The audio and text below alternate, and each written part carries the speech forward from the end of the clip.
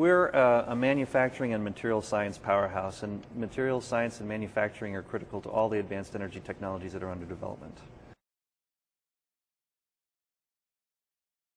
Well, our corporations, our academic institutions, and for that matter, our employees and citizens are all accustomed to making things that go into the things that we are accustomed to. So we can be the supplier of advanced energy technologies to the world. Well, actually, there's probably 4 areas that I think Northeast Ohio has distinctive advantage in. One is we are a lighting center of excellence. The light bulb was invented here and refined here over the last 100 years. Secondly, we're one of the leading centers of fuel cell technology development. Third, we are in the middle kind of the nuclear region. Much of the nuclear technologies that were developed in the 20th century were developed within 100 miles of here. And then lastly, we are a major supply chain and innovation center for the wind industry. Well, technologically, it's completely feasible. The challenge will be over the next 10 years to work on improving the technology and maturing the infrastructure investments so that it can become economically competitive. And that's the goal of the project and the efforts that we're taking here in Northeast Ohio.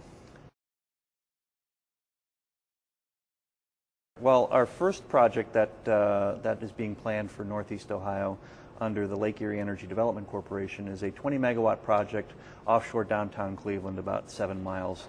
There would be 5 turbines, each of 4 megawatts, installed a few miles offshore downtown Cleveland. And we aim to have that installed by the end of 2012 and connect that to the grid and use that first project as sort of a stepping stone for planning and implementing future projects using the lessons that we learned from the first project. Well, offshore wind has a few big advantages over what we call onshore wind. Offshore wind, the footprints are very large, the wind is much more consistent, but most importantly, the winds on Lake Erie are much closer to the demand centers than the winds in Iowa and Kansas. So it's a lot easier to get the power from Lake Erie to places like not only Cleveland, but New York and Chicago than it would be to get it from Iowa and Kansas. Well, frankly, in the case of the Great Plains, a lot of projects just simply cannot be built. Even though there's ample land and ample wind, they cannot actually physically get the power from A to B. And so we don't have nearly that degree of problem as they do in the Great Plains.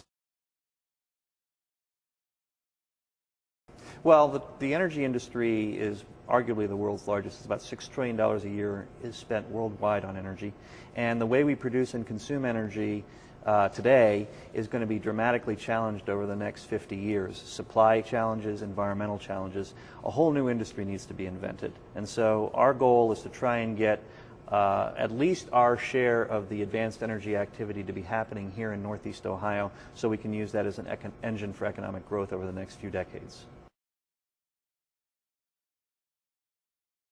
Well, if you think about the energy technologies that are under development to replace things like coal and oil and natural gas, those are extractive forms of energy. You're taking stuff out of the ground and consuming them. Most forms of energy supply technologies are looking for alternative ways to harness or capture energy that's abundant and sustainable and permanent and infinite in its supply. That's what some people call manufactured energy. Coming up with equipment that can harness natural forces like geothermal, like wind, like solar, like ocean power, like biomass and growing plant crops,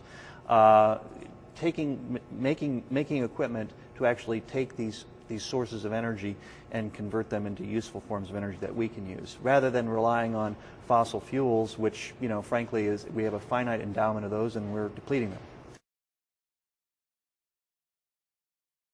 Well, the vast majority of, picking wind specifically, the vast majority of equipment made for the wind industry is not made in the U.S., regrettably, because we've been a laggard in the industry in a variety of ways.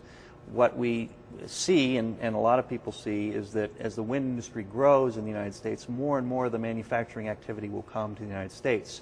Within the United States today, much of it's actually pretty dispersed on where the turbines are made. Some are made in Colorado, some are made in Texas, some are made in New York, some are made in Florida, etc.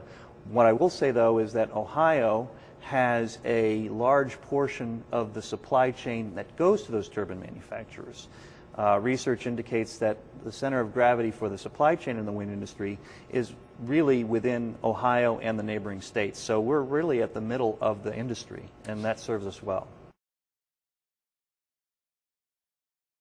And I am a venture capitalist, I might add, but and the areas that we look for are areas that have distinctive technological advantages. And in the case of Ohio, we're very bullish on investing in technologies that leverage our material science excellence.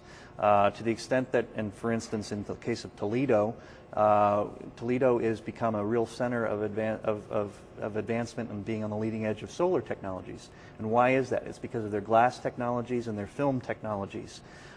Similarly, we see the tremendous strengths that we have here in Northeast Ohio in polymers. So there are a lot of applications in the energy industry where new plastics, new materials will be really important, whether that's in solar, whether that's in wind, whether that's in fuel cells, batteries, energy storage, even in combustion processes around biomass technologies. So we're actually very bullish on the materials technologies that feed into the advanced energy economy.